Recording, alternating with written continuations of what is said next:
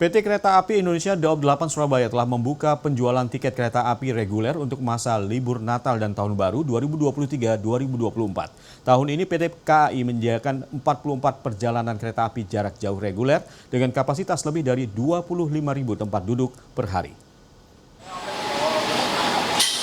Agar masyarakat mudah merencanakan perjalanan jauh-jauh hari, PT Kereta Api Indonesia Daob 8 Surabaya telah membuka pelayanan penjualan tiket kereta api reguler untuk masa libur panjang Natal dan Tahun Baru 2024. PT KAI menetapkan masa angkutan libur Nataru mulai 21 Desember 2023 sampai 7 Januari 2024 atau selama 18 hari. Pada masa angkutan Nataru, setiap hari PT KAI Daob 8 Surabaya akan memberangkatkan 44 perjalanan KA jarak jauh reguler dengan kapasitas 25.710 tempat duduk per hari.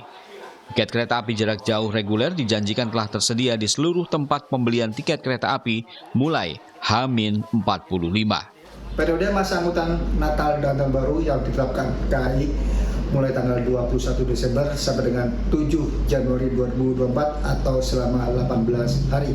Masyarakat saat ini sudah dapat membeli tiket kereta api jarak jauh reguler yang telah tersedia melalui aplikasi Akses PKI, website kai.id, serta seluruh channel resmi pemesanan tiket kereta api lainnya. Sementara itu, tarif tiket kereta api komersial pada masa Nataru tahun ini disebut tetap akan mengacu pada ketentuan tarif batas bawah dan tarif batas atas. Tribroto Purnawanto, Surabaya.